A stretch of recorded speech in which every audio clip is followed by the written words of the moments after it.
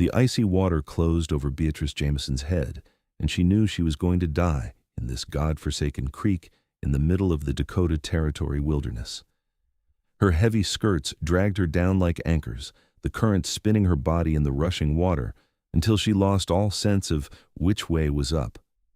Her lungs burned as she fought against the fabric that tangled around her legs, her boots scraping uselessly against smooth river stones she could not find purchase on.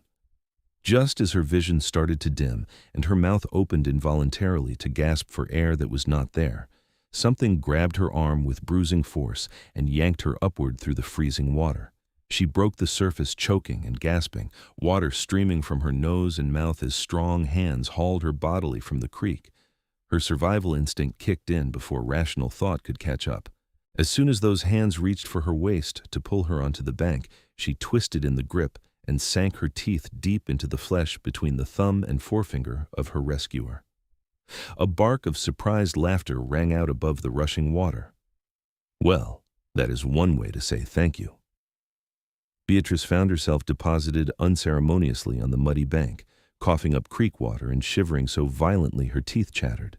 She wiped the wet hair from her eyes and looked up at the man standing over her, and her breath caught for an entirely different reason than near drowning. He was the biggest man she had ever seen in her 22 years of life. Well over 6 feet tall, with shoulders that seemed to block out the sun, he stood dripping wet from wading in after her, his homespun shirt clinging to muscles that spoke of a life spent surviving in the wilderness. Dark hair hung past his collar, wet now, and pushed back from a face that was all hard angles and weathered tan skin. But it was his eyes that held her attention, a startling gray blue, like the sky before a storm, and they were filled with amusement as he examined the bite mark on his hand. "You have good teeth, I will give you that," he said, and his voice was deep and rough like gravel underfoot. "You will be fine." "I could have drowned," Beatrice managed between shivers, her Boston accent sounding ridiculously out of place in this wild country. "But you did not." He crouched down beside her, those storm-colored eyes studying her face with an intensity that made her acutely aware of how she must look, soaked and bedraggled. "What were you doing out here alone? This is no place for a woman by herself." "I was not alone," Beatrice said indignantly, trying to wring water from her skirts with shaking hands. "My wagon train is just over that ridge. I only came down to refill the water barrels." "And fell in. The bank gave way." She bristled at his tone, even though he had saved her life. "I am perfectly capable of managing simple tasks." That rough laugh came again. "Yes, I can see that. You managed to nearly drown yourself very efficiently." Before Beatrice could form a properly scathing response, he stood and shrugged out of his buckskin jacket. He dropped it around her shoulders, and the warmth of it, still carrying his body heat, made her realize just how cold she was. The jacket smelled of wood smoke and pine, and something indefinably masculine that made her stomach do an unexpected flip. "Can you stand?" He offered her his hand, the same one she had bitten, and she could see the clear imprint of her teeth in his tanned skin. "I'm sorry about biting you," she said stiffly, accepting his help. His hand engulfed hers completely, calloused and strong, and he pulled her to her feet as easily as if she weighed nothing at all. "You were scared. I have had worse from startled animals." He did not release her hand immediately, steadying her when she swayed. "I am Yates Rourke. Beatrice Jameson." She became aware that they were still holding hands and pulled away quickly, clutching his jacket around her shoulders. "I truly am grateful you were here. I do not know what I would have done." "Drowned, most likely," Yates said matter-of-factly. He looked toward the ridge she had indicated. "I will walk you back to your wagon train. You need dry clothes and a fire before you catch your death." "That is not necessary. I can find my way back." He gave her a look that suggested he thought she was simple. "You just fell in a creek and nearly died. I'm walking you back." There was no arguing with that tone, and truthfully, Beatrice's legs felt about as stable as a newborn calf's. She let him guide her up the slope, his hand hovering near her elbow ready to catch her if she stumbled. The September afternoon sun was warm, but her wet clothes clung to her skin, and she could not stop shivering. When they crested the ridge, the wagon train spread out below them in a small clearing. There were 8 wagons in their party, families heading to Deadwood, South Dakota, chasing rumors of gold and new opportunities. Beatrice had come with her brother Thomas and his wife Margaret, leaving behind their old life in Boston after their father's business had failed spectacularly. Thomas had convinced her that the West held promise, a chance to start fresh where no one knew about their family's disgrace. Several people looked up as Beatrice and Yates approached, and Margaret let out a cry of alarm when she saw Beatrice's sodden state. "Beatrice, what happened?" Margaret rushed over, her face pale with concern. "She went swimming in her clothes," Yates said before Beatrice could answer. "Might want to get her dry before she freezes." Thomas emerged from their wagon, his face darkening when he saw the mountain man standing beside his sister. "Who are you?" "Yates Rourke. I pulled your sister out of the creek before it carried her to the Missouri River." Thomas's expression shifted from suspicion to grudging gratitude. "I see. Well, thank you for that." He turned to Beatrice. "What were you thinking, going off alone?" "I was fetching water like I do every day," Beatrice said sharply, exhausted and cold and in no mood to be scolded like a child. "The bank collapsed." "Come on, let us get you into dry clothes," Margaret said, taking Beatrice's arm. Beatrice shrugged out of Yates's jacket and handed it back to him. "Thank you again, Mr. Rourke."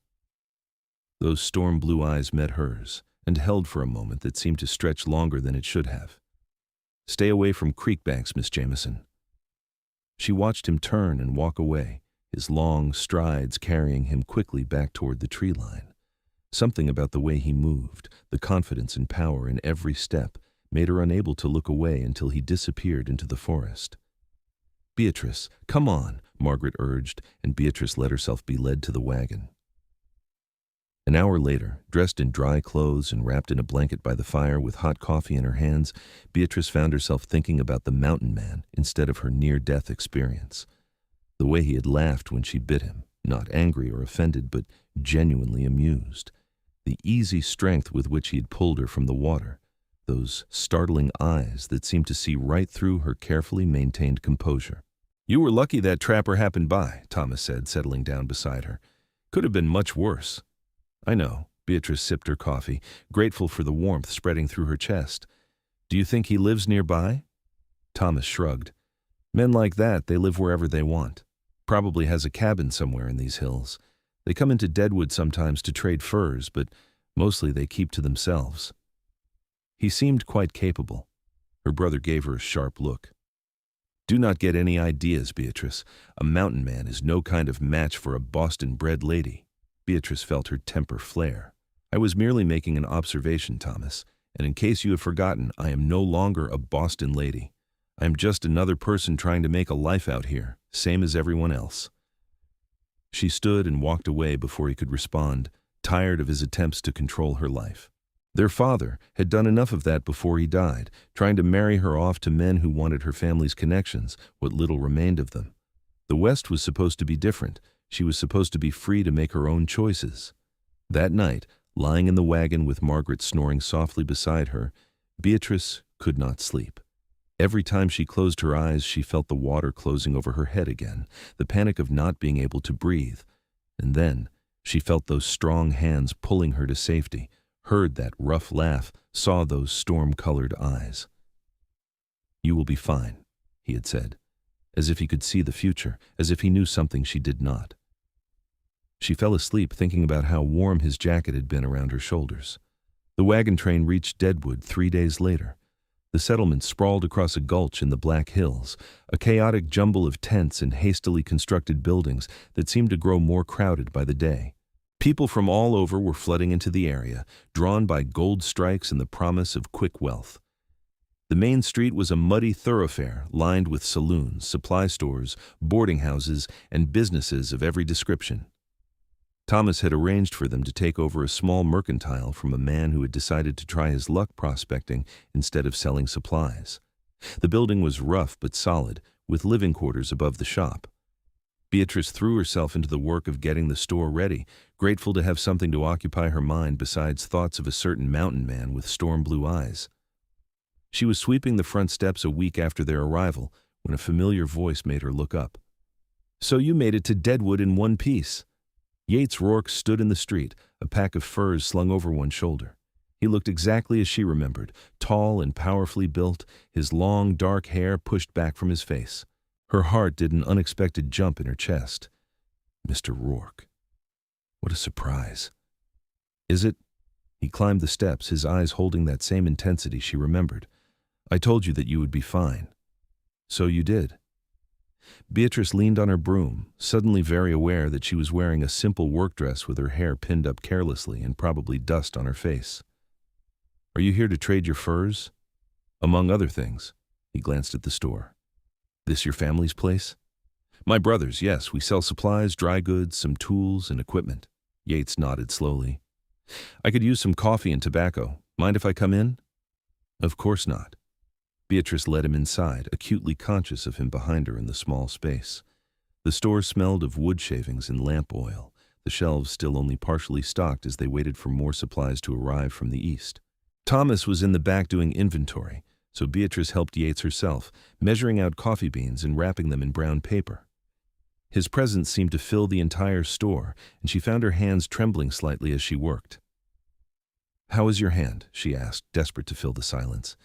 He held it up, showing her the faint marks still visible where her teeth had broken skin. Healing fine. I have had worse scars. I really am sorry about that. Stop apologizing.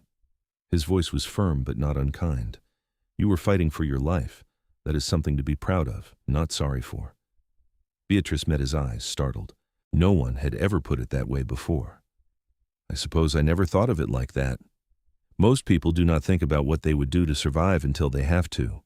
He accepted the wrapped coffee and tobacco, his fingers brushing hers briefly and sending an unexpected spark of sensation up her arm. How much do I owe you? She told him, and he paid with actual gold dust, measuring it out on the small scale she kept on the counter. When his business was concluded, he did not immediately leave. Will you be staying in Deadwood long? Beatrice asked, not wanting him to go but unsure how to make him stay. Few days maybe. Need to stock up on supplies before winter sets in. He paused, seeming to consider something. There's a dance at the town hall Saturday night. You should come. It took Beatrice a moment to realize he was inviting her. I do not know if my brother would approve. Are you asking your brother's permission for everything now? You did not seem the type to need permission when you bit me. A laugh escaped her before she could stop it. Fair point, Mr. Rourke. Just Yates, and I will look for you Saturday. He touched the brim of his hat and left before she could respond. Beatrice stood behind the counter, her heart racing. Margaret emerged from the back room with a knowing smile on her face. That was the man who pulled you from the creek? Yes. He is quite something. Margaret joined her at the counter, watching through the window as Yates disappeared into the crowd on the street. And he invited you to the dance? You heard that? The store is not that large, Beatrice. Margaret squeezed her hand. You should go. Thomas will object, but when has that ever stopped you from doing what you want? Her sister-in-law was right. Beatrice had not come all this way to let her brother dictate her choices, and Yates Rourke intrigued her in a way no man ever had before. There was something about him, something strong and steady and real that called to something deep inside her. Saturday night came, and as predicted, Thomas objected strongly to Beatrice attending the dance. You know nothing about that man, he argued as Beatrice fixed her hair in front of the small mirror in their living quarters. He is a mountain man, Beatrice. They live like animals in the wilderness. He saved my life, Thomas. I think that speaks to his character more than his choice of residence. What will people think? I do not care what people think. Beatrice turned to face her brother, her jaw set stubbornly. That is the whole point of coming west, is it not? To escape the judgment and expectations of Boston society? Well, I am escaped, and I am going to the dance. She left before he could argue further, Margaret calling encouragement after her as she descended the stairs to the street. The town hall was really just a large tent with wooden floors, but lanterns hung from the support poles, and someone had a fiddle and a guitar, and the music spilled out into the September night. Beatrice had worn her best dress, a deep blue calico that brought out her eyes. She had taken extra care with her hair, pinning it up with the ivory combs her mother had given her before she died. As she approached the tent, she felt her confidence waver. What if Yates had just been being polite? What if he was not even here? But then she saw him, standing near the entrance talking to another man. He wore clean clothes, dark trousers, and a white shirt that somehow made him look even larger and more imposing than before. His hair was tied back at the nape of his neck. When he saw her, his whole face changed, lighting up with a smile that made her stomach flip. "You came?" He met her halfway, his eyes traveling over her in a way that made her blush. "You look beautiful." "Thank you." She felt suddenly shy under his intense gaze. "I was not sure you would be here. I said I would look for you. I do not say things I do not mean." He offered her his arm. "Dance with me?" The music was lively, a reel that had couples spinning around the floor. Yates was surprisingly graceful for such a large man, leading her through the steps with confidence. His hand at her waist was firm and warm, and being this close to him made Beatrice acutely aware of the sheer physical presence of him, the solid muscle under his shirt, the way she had to tilt her head back to meet his eyes. "Where did you learn to dance?" she asked breathlessly as he spun her. "My mother insisted. Said a man should know how to treat a lady properly, even if he planned to live in the wilderness." His expression softened at the mention of his mother. "She died 5 years back. Fever." "I am sorry. I lost my mother when I was 16. "Then you know how it feels like a piece of you goes missing." His hand tightened slightly at her waist. "My father went 2 years later. Just sort of gave up without her." "Is that when you became a mountain man?" "I already was one, really. Grew up in these hills. My father was a trapper, taught me everything about surviving out here. After they died, I just kept doing what I knew." He guided her through a turn. "What brought a Boston lady all the way to Deadwood?" "My father's business failed. We lost everything. Thomas thought we could make a fresh start out here." Beatrice hesitated, then added, "I wanted to get away from men who only saw me as a means to restore their own fortunes through marriage." "So you ran away?" "I prefer to think of it as choosing my own path." Yates laughed, that rough, genuine sound that made something warm bloom in her chest. "I like that. Choosing your own path. Most people let others choose for them." They danced 3 more dances, and Beatrice was aware of people watching them, whispering. She did not care. When she was with Yates, the rest of the world seemed to fade away. He made her feel safe and challenged all at once, his directness refreshing after a lifetime of men who said one thing and meant another. When they finally took a break, he brought her a cup of punch, and they stood outside the tent where the air was cooler. "Can I ask you something?" Beatrice said. "Why did you invite me here tonight?" Yates was quiet for a moment, looking up at the stars scattered across the black sky. "Because when I pulled you from that creek and you bit me, you were the most alive person I had seen in a long time. Most people out here are running from something or chasing something they will never catch. But you fight. Even when you are drowning, you fight." He looked down at her. "I wanted to know you better." No one had ever said anything like that to her before. Beatrice felt her breath catch, her heart pounding so hard she was sure he must be able to hear it. "I would like to know you better too," she said softly. "Then let me take you to dinner tomorrow. There is a decent restaurant opened up on Main Street." "Yes." The word came out without hesitation. "I would like that."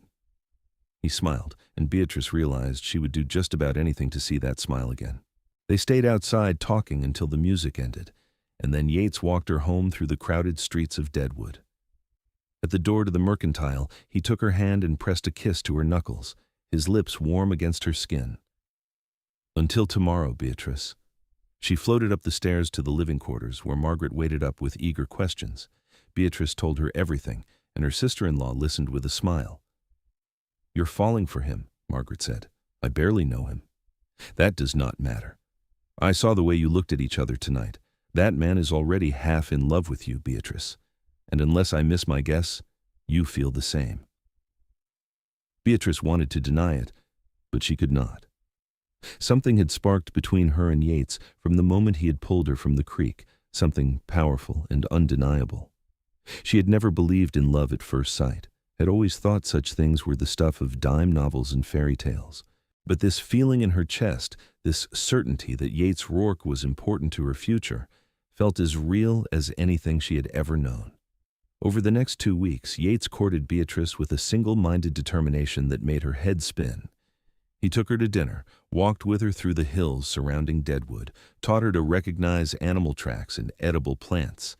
He brought her wildflowers and made her laugh with stories of his adventures in the wilderness. And slowly, carefully, he began to teach her what it meant to be truly seen by another person. Yates did not try to change her or mold her into something she was not. He liked her sharp tongue and her stubbornness, her refusal to back down even when she was clearly wrong about something. He encouraged her opinions and listened when she talked about her dreams of making the mercantile successful, of building something that was truly hers.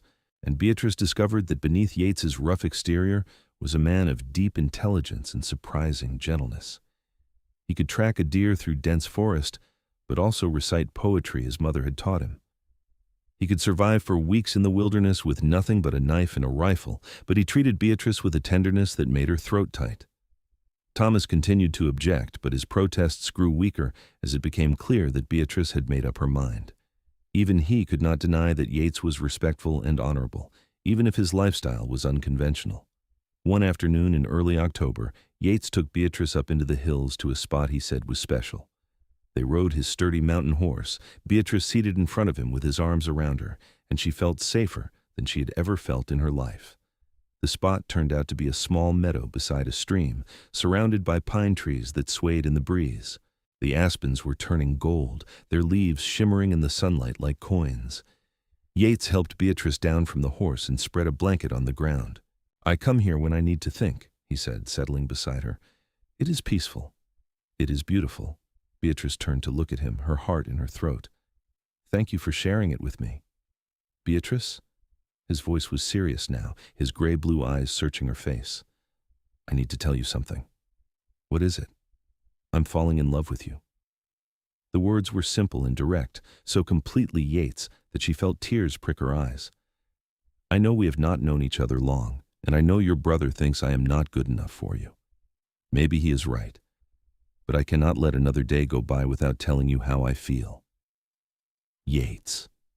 She reached up and touched his face, feeling the rough stubble on his jaw. "I'm falling in love with you too. I think I started falling the moment you laughed when I bit you." He caught her hand and pressed a kiss to her palm.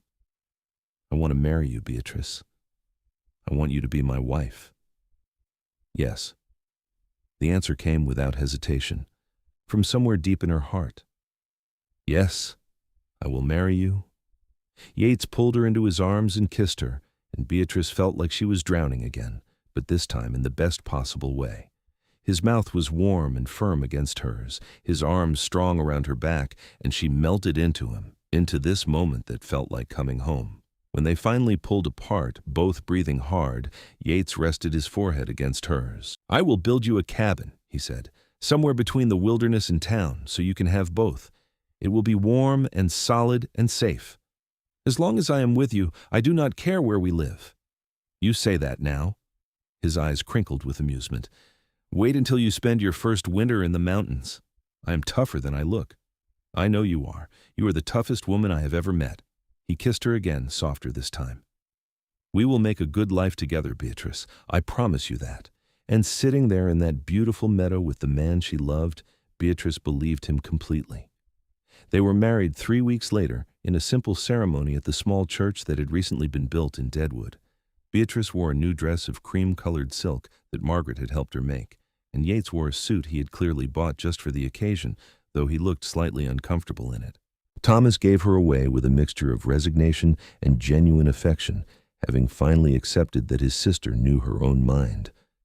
The whole town seemed to turn out for the wedding. Beatrice had made friends among the merchants and settlers, and Yates was well known among the trappers and miners.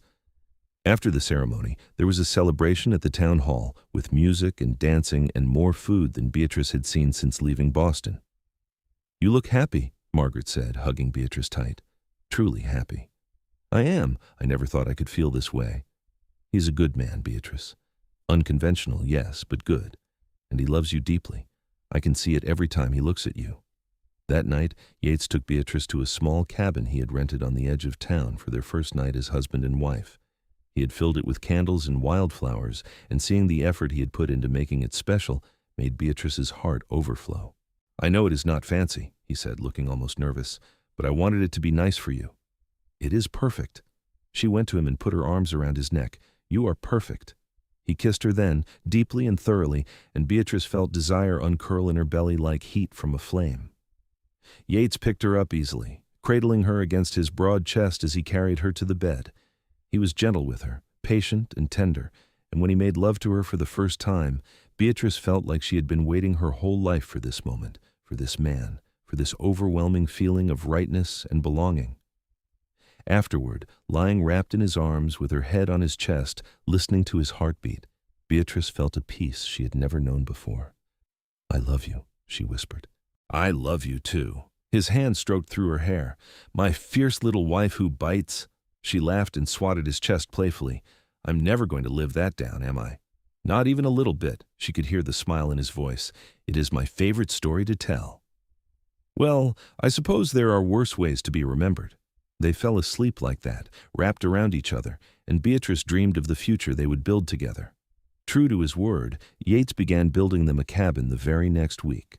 He chose a spot about 3 miles outside Deadwood, nestled in a small valley with good water and timber. It was close enough to town that Beatrice could easily visit the mercantile and see Margaret, but far enough into the wilderness that Yates could still trap and hunt. Beatrice helped with the building, learning to chink logs and split shingles. Her hands grew calloused and her back ached, but she loved every minute of it. This was theirs, something they were creating together. Yates worked tirelessly, his powerful body moving with practiced efficiency as he shaped logs and fitted them together. Sometimes Beatrice would just stop and watch him, admiring the play of muscles under his shirt, the complete confidence with which he wielded an axe.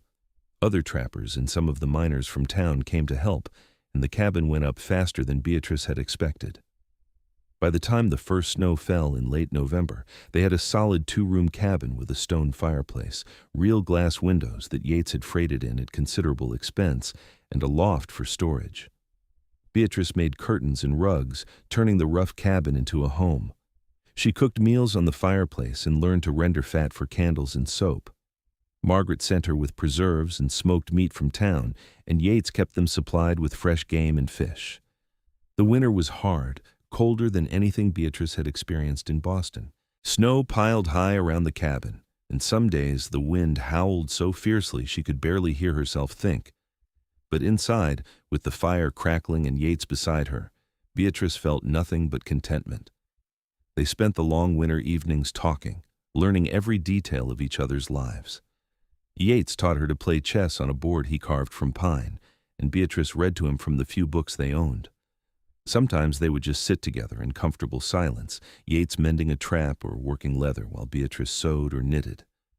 And at night, in their bed piled high with furs and quilts, Yates would make love to her with a passion and tenderness that left her breathless. He seemed to know her body better than she knew it herself, learning every place that made her gasp or sigh. And Beatrice grew bolder, exploring the hard planes of his body, marveling at the strength contained in every muscle, the gentleness in his touch despite his power. I never knew it could be like this," she whispered one night as they lay tangled together, sweat cooling on their skin despite the winter cold outside. "Like what?" His fingers traced lazy patterns on her back. "So consuming, so complete, like you are a part of me now, and I cannot imagine being without you." "I know exactly what you mean." He kissed the top of her head. "You are in my blood now, Beatrice, in my bones. I was alone before you, even when I was around people. But with you, I am whole." She tilted her head up to kiss him, pouring everything she felt into it. "I love you so much it scares me sometimes." "Do not be scared. I am not going anywhere. You are stuck with me." "Good. That is exactly what I want." When spring came, melting the snow and turning the valley green, Beatrice discovered she was pregnant. She had suspected for a few weeks, but when Margaret confirmed it during a visit to town, the reality of it hit her with overwhelming force. She was going to have a baby, Yates's baby. She told him that night after supper. He was sitting by the fire, and she knelt beside his chair and took his hand. "Yates, I have something to tell you." He looked at her, his eyes immediately concerned. "What is wrong?" "Nothing is wrong. Everything is perfect." She pressed his hand to her still flat stomach. "We are going to have a baby." For a moment, he just stared at her, and Beatrice felt a flutter of uncertainty. Then his face split into the biggest smile she had ever seen, and he pulled her into his lap, crushing her against his chest. "A baby," he said, his voice thick with emotion. "We are going to have a baby." "Yes," she laughed and cried at the same time. "Are you happy?" "Happy? Beatrice, I'm more than happy. I'm overwhelmed. I'm terrified. I'm ecstatic." He pulled back to look at her, his eyes bright with unshed tears. "You're giving me a family. I never thought I would have that again after my parents died. We are a family now, the three of us." He kissed her then, deep and sweet, and Beatrice felt their baby's future unfold before her in that moment. This child would grow up loved and safe, would know both the wilderness and civilization, would have parents who chose each other and chose this life with open eyes and full hearts. The pregnancy was not easy. Beatrice was sick for the first few months, barely able to keep anything down. Yates was beside himself with worry, trying everything he could think of to help. He made her ginger tea and brought her dry crackers, rubbed her back when she was ill, and held her hair when she needed to be sick. As summer progressed and her belly swelled, the sickness passed and Beatrice bloomed. Yates was endlessly fascinated by the changes in her body, would spend hours with his hand on her stomach, feeling the baby move. "He is going to be a fighter," Yates said one evening as the baby kicked particularly vigorously. "Just like his mother." "It could be a girl," Beatrice pointed out. "Then she will be a fighter too." He kissed her rounded stomach. "Either way, this child has your spirit and will be unstoppable." Margaret insisted Beatrice come stay in town as her due date approached. Yates was against it at first, wanting to keep his wife close, but he also knew that Beatrice needed to be near help when the baby came. So in early December, they moved to the room above the mercantile. Beatrice's labor started on a cold December night, 2 weeks before Christmas. The pains woke her just after midnight, and she knew immediately what was happening. She woke Yates, who looked terrified for the first time since she had known him. "It is time," she said, trying to sound calmer than she felt. Yates went pale. "I will get Margaret and the midwife. You just stay here. Do not move." "Yates, I'm not going anywhere." She grabbed his hand as another contraction hit. "But you should hurry." He was back in minutes with Margaret and the midwife, a capable woman named Mrs. Patterson who had delivered half the babies in Deadwood. She took charge immediately, shooing Yates out of the room despite his protests. "You can pace downstairs with Thomas," Margaret said firmly. "This is women's work." "But she needs me." "And we will call you when it is time." Margaret softened and squeezed his arm. "She will be fine, Yates. Beatrice is strong." The labor lasted through the night and into the next day. Beatrice had never known pain like this, waves of it that seemed to tear her apart, but every time she thought she could not endure another moment, she thought of Yates downstairs, waiting for her, and she found the strength to keep going. Finally, as afternoon light slanted through the window, Mrs. Patterson told her to push. Beatrice bore down with every ounce of strength she had left, and suddenly there was a release of pressure, and a baby's cry filled the room. "It is a boy," Mrs. Patterson announced, placing the squalling infant on Beatrice's chest. "A big, healthy boy." Beatrice looked down at her son through tears of exhaustion and joy. He had a shock of dark hair, and his father's strong features already visible even in his tiny face. He was the most beautiful thing she had ever seen. "Let me get your husband," Margaret said, slipping out of the room. Moments later, Yates burst through the door, his face desperate with worry until he saw Beatrice holding their son. Then he just stopped and stared, wonder transforming his features. "Come meet your son," Beatrice said softly. Yates approached the bed like he was in a dream. He sat beside Beatrice and looked down at the baby in her arms, and tears ran freely down his weathered cheeks. "He is perfect," Yates whispered. "You are both perfect. Do you want to hold him?" Yates held out his huge, scarred hands uncertainly, and Beatrice gently placed their son in his arms. The baby looked impossibly tiny cradled against Yates's broad chest, but he settled immediately, as if he knew he was safe. "Hello, little one," Yates said, his voice breaking.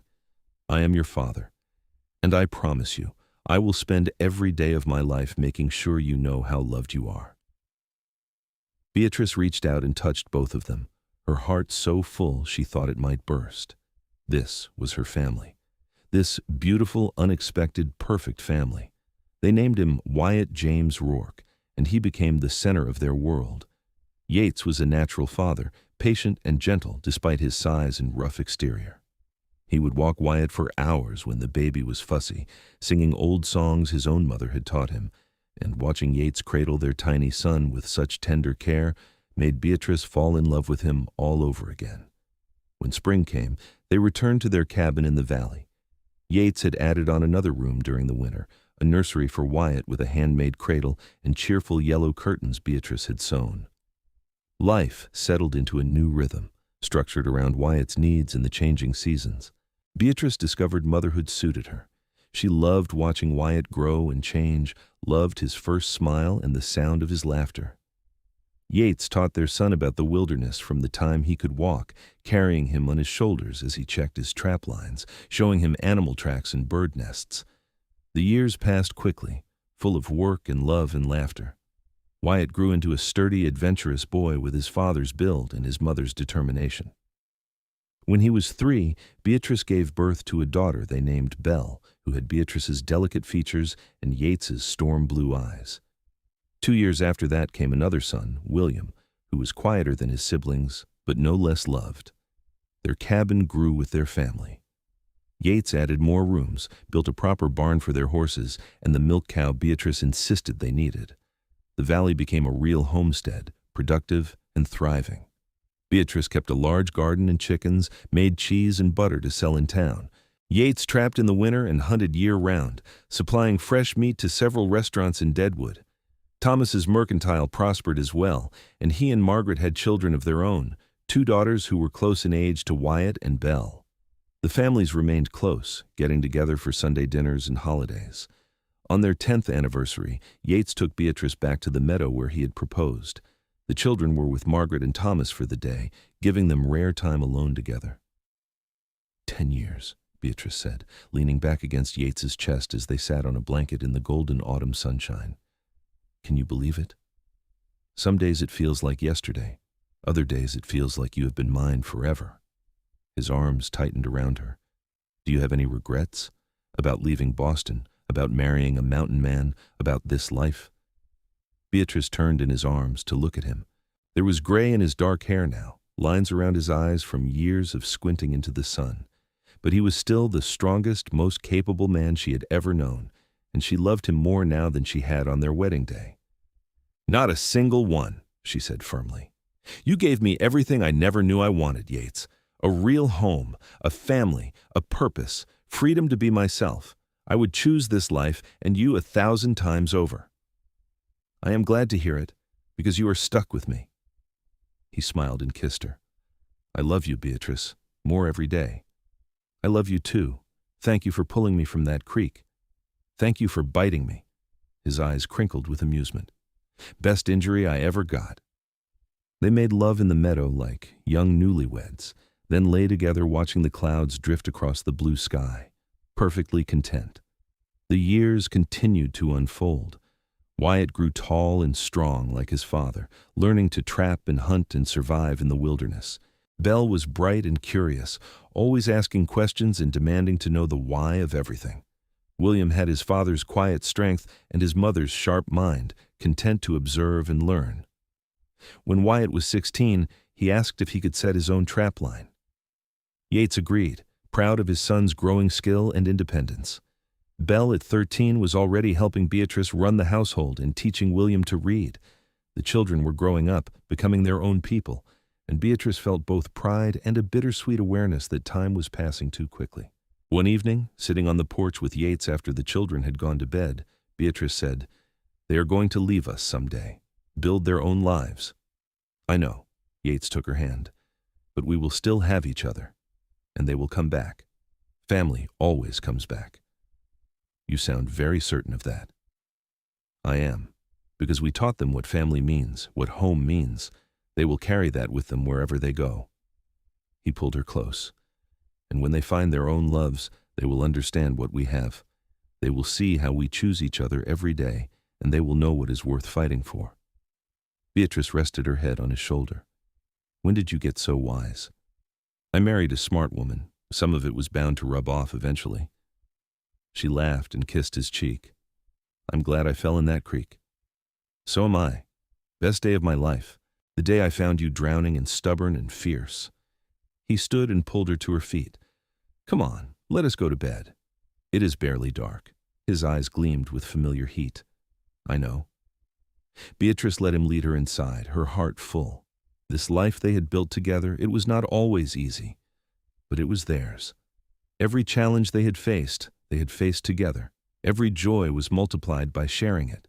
And even after all these years, Yates could still make her heart race with just a look. More years passed, and the children did eventually leave to pursue their own dreams. Wyatt went north to Montana Territory to seek his fortune in the copper mines, though he came home often. Belle married a teacher from Deadwood, a kind man who loved her fierce intelligence. William decided to study law and went east to school, determined to bring justice to the frontier. The cabin felt too quiet with just Beatrice and Yates, but they adapted as they always had. They spent more time in town, helping Thomas and Margaret run the mercantile, which had expanded significantly over the years. Yates, now in his 50s with more gray than dark in his hair, still trapped but not as extensively as before. "We are getting old," Beatrice said one morning, looking at herself in the mirror. Her hair was streaked with silver, and lines creased her face. Yates came up behind her and wrapped his arms around her waist. "You are still the most beautiful woman I have ever seen." "You are biased." "Completely." He kissed her neck. "But that does not make it less true." Belle's first baby arrived on a spring morning, and Beatrice held her granddaughter with tears streaming down her face. She looked at Belle, so grown up and confident in her new role as mother, and marveled at how time had passed. "She looks like you did as a baby," Beatrice told her daughter. "Does that mean she will be stubborn and headstrong?" Belle asked with a smile. "Undoubtedly. But those are good qualities in a woman." Yates was completely smitten with his granddaughter, who Belle and her husband named Grace. He made her toys and sang her the same songs he had sung to his own children, and watching him be a grandfather, so gentle and patient, reminded Beatrice of why she had fallen in love with him in the first place. When they were alone that night, Beatrice said, "You are going to spoil that baby absolutely rotten." "That is what grandfathers are for." He pulled her close. "Thank you." "For what?" "For all of this. The children, the grandchildren, this life. You gave me everything, Beatrice." "We gave it to each other," she corrected. "I was just as lost as you were before we found each other." "Then I am grateful we both fell into the right creek at the right time." She laughed and kissed him. "Me too." More grandchildren followed. Wyatt married a woman from Montana and had twin boys who were as wild as their grandfather had been at that age. William met a woman in law school and brought her home to meet the family, a smart, kind woman who fit right in. They had a daughter and another son in quick succession. The cabin valley became a gathering place for the growing family. Holidays saw everyone descend on the homestead, filling the rooms with noise and laughter and love. Yates and Beatrice presided over it all, the foundation upon which this entire family was built. On their 30th anniversary, Thomas and Margaret hosted a celebration in town. The whole community turned out, because Yates and Beatrice had become pillars of Deadwood society despite their unconventional beginning. Beatrice looked around at all the faces, friends, and family gathered to celebrate their love, and felt overwhelmed with gratitude. "Quite a turnout," Yates murmured, his hand warm in hers. "We are very loved." "We are very lucky." He raised his glass. "To 30 more years." "At least," Beatrice agreed, and they drank together. That night, back at the cabin with just the two of them, Yates led Beatrice out to the porch.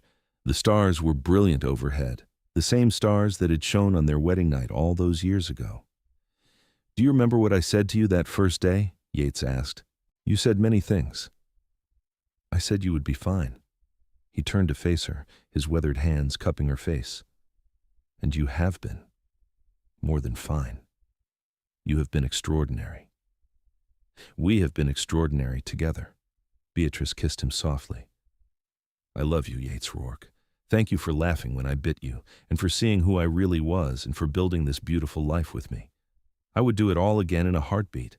He held her close under the stars. "Every moment, every challenge, every joy, all of it as long as it was with you." They stood like that for a long time, two people who had found each other against all odds and built something lasting and true. The wilderness stretched out around them, wild and free, and inside the cabin was warmth and safety and home. The years continued to be kind to them. Yates's health remained strong well into his 60s, though he finally gave up trapping entirely. He spent his time tending the homestead and doting on his ever-growing number of grandchildren. Beatrice worked in the mercantile several days a week, enjoying the social interaction and feeling useful. One summer evening when they were both in their late 60s, sitting on the porch, as the sun set over the mountains, Beatrice said, "I have been thinking." "About what?" Yates asked, rocking slowly in his chair. "About how different my life would have been if that creek bank had not collapsed. If you had not been there." She looked at him. "I was so unhappy in Boston, Yates, so trapped and miserable, and I did not even know it until I came west and met you." "I was lonely," Yates admitted. "I had convinced myself I preferred solitude, that I did not need anyone. But I was lying to myself. I needed you. I just did not know it until I saw you fighting for your life in that creek." "We saved each other." "Yes, we did." He reached over and took her hand. "Best rescue I ever made." Beatrice squeezed his fingers, so familiar and dear. "Do you think the children understand how lucky we are to have found each other?" "I think they see it every day in how we are together. They know what real love looks like because they grew up watching us." He smiled. "And now they are building their own lives based on what we taught them. That's a pretty good legacy, Beatrice. It is a perfect legacy." As they moved into their 70s, age finally began to slow them down. Yates's knees bothered him on cold mornings, and Beatrice's hands ached from years of hard work. But they were healthy overall, still independent and sharp-minded. The family insisted they move to town to be closer to help if they needed it, but Yates and Beatrice refused. The valley was their home. The cabin they had built together was where they belonged. They compromised by having Wyatt build a small house on the property for himself and his wife, so someone was always nearby. Beatrice loved having family close again. Her grandchildren and great-grandchildren visited often, running through the valley that had been their playground. She told them stories of the old days, of coming to Deadwood when it was barely a settlement, of falling in love with their grandfather. Tell us about the creek again," little Grace's daughter would beg, and Beatrice would smile and tell the story of how she bit Yates's hand and how he laughed and told her she would be fine. "And was he right?" the child would ask, even though she knew the answer. "Yes," Beatrice would say, looking at Yates across the room. "He was absolutely right. I was more than fine. I was blessed." They celebrated their 50th wedding anniversary with a huge gathering at the valley. The entire extended family came, along with what seemed like half of Deadwood. There were 47 descendants of Yates and Beatrice now, from their children to their great-great-grandchildren. Looking at them all, Beatrice could barely comprehend that she and Yates had created all of this. 50 years, Thomas said in his toast, his own hair now completely white. "I thought you were making a mistake, Beatrice, when you married this mountain man. I have never been happier to be wrong. The love you two share has been an inspiration to everyone who knows you. To 50 more years." "We will do our best," Yates said, standing with Beatrice's hand in his, "but however many years we are blessed with, we will spend them together." The celebration lasted well into the night, with music and dancing and endless food. Beatrice danced with Yates just as she had at their wedding, though they moved slower now, their steps more careful. But the feeling was the same, that sense of rightness and belonging, of being exactly where they were meant to be. As the years advanced into their late 70s and then 80s, Yates and Beatrice knew their time was growing shorter. They talked about it frankly, making sure their affairs were in order, that their children knew their wishes. But mostly they just enjoyed each day, treasuring the simple pleasure of waking up beside each other, of sharing meals and conversation, of watching the sunset over the mountains they both loved. One spring morning, Beatrice woke to find Yates already up and standing at the window, looking out at the valley. She went to him and slipped her arm around his waist, and he pulled her close. "What are you thinking about?" she asked. "About how lucky I am. How blessed." He kissed the top of her head. "I have had a good life, Beatrice, better than I ever dreamed possible. And it is all because of you." "We made it together," she reminded him. "Every day, every choice, we made it together. Best partnership I ever entered into." He turned to face her, his storm-blue eyes now faded but still striking, searching her face. "I love you, Beatrice Rourke. I have loved you from the moment you bit me in that creek, and I will love you beyond my last breath." "And I love you," Beatrice whispered, tears in her eyes, "forever and always." They stood there in the morning light, two people who had chosen each other across more than half a century, who had built a life and a legacy and a love that would endure long after they were gone. Outside, the valley was waking up, birds singing and the creek running clear and cold just as it had the day they met. Beatrice thought about that terrified young woman who had fallen into the water all those years ago, fighting for her life with no idea that her future husband was about to pull her to safety. She thought about how one moment, one chance meeting, had changed the entire course of her life. "Do you think fate brought us together?" she asked Yates. "I do not know about fate," he said thoughtfully, "but I know that finding you was the best thing that ever happened to me. Whether it was fate or chance or divine intervention, I am grateful for it every single day." "Me too." She held him tighter. "Thank you for saving me, Yates. Thank you for biting me." His eyes crinkled with that familiar amusement that still made her heart flutter. "And for spending your life with me, and for being exactly who you are." They went about their day, doing the simple tasks that made up their life together. Beatrice made breakfast while Yates fed the chickens. They sat on the porch and watched their great-grandchildren play in the yard. They held hands and talked about nothing and everything. And when night fell and they climbed into bed, Yates pulled Beatrice close just as he had every night for 53 years. She rested her head on his chest, listening to his heartbeat, strong and steady and sure. "Good night, my love," she whispered. "Good night, my fierce Beatrice," he murmured back. "Sleep well." And wrapped in each other's arms, warm and safe and deeply loved, they drifted off to sleep under the stars that had witnessed their entire life together. The seasons continued to turn in the valley, and Yates and Beatrice continued to wake up beside each other, grateful for every new day. Their love had weathered every storm, grown stronger with every challenge, deepened with every shared joy and sorrow. It was a love that had created a family, built a legacy, and proved that sometimes the most extraordinary things come from the most unexpected moments. Years later, when their great-grandchildren told the story of how Yates and Beatrice met, they would always include the moment she bit him and he laughed. They would talk about how he said she would be fine and how he had been right in ways neither of them could have imagined that day by the creek, because she had been more than fine. She had been loved deeply and truly for her entire adult life. She had built a home in the wilderness, raised children who knew they were cherished, and created a family that would carry forward the lessons she and Yates had taught them about choosing love, choosing partnership, choosing each other every single day. And Yates had found what he had been missing without even knowing it. He had found someone who saw past the rough exterior to the gentle, intelligent man beneath. Someone who matched his strength with her own. Someone who made him laugh and challenged him and loved him unconditionally. Together, they had proven that love did not need to be complicated. It just needed to be true and committed and willing to grow. They had shown that the best partnerships were built on mutual respect, genuine affection, and the determination to face whatever life brought together.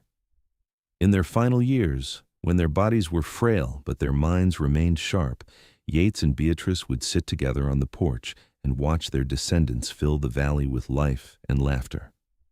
They would hold hands, these two people who had chosen each other against all odds, and know with absolute certainty that every moment had been worth it.